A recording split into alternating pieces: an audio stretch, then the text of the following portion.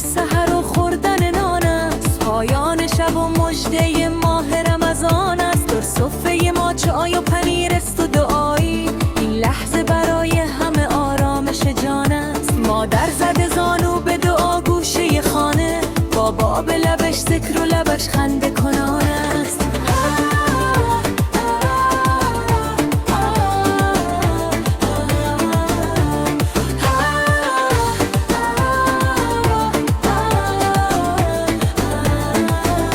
وقت است که با آب خنک تازه شویم، اما هنگام نماز است و صفای دل و جان است. در سجده بگو هرچه که در قلب تو مانده، او محرم هر بنده بی نام و نشان است. این حال قشنگ و غزل و سفره افطار، یک هدیه ز حق بر همه اهل جهان است. اسکندری از عشق بگو در سحر ماه، این ماه که کوتاه تر از خواب گران است.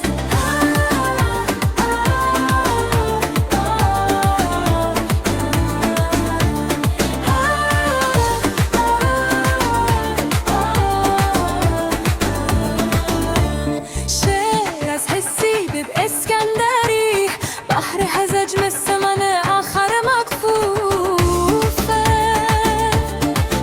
محذوفه.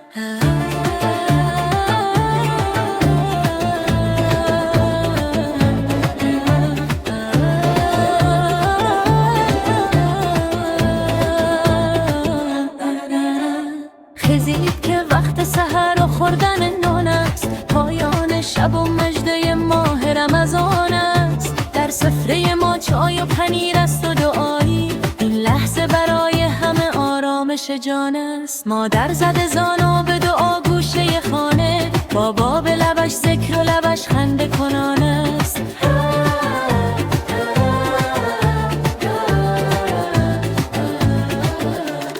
وقت است که با آب خنک تازه شویم ما، هم نماز است و صفای دل و جان است.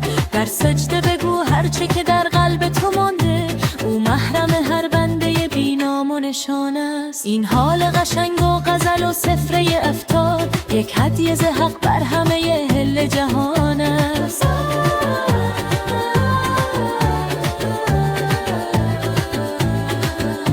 اسکندری از عشق بگو در سحر ما، این ماه که کوتاه تر از خواب گران است.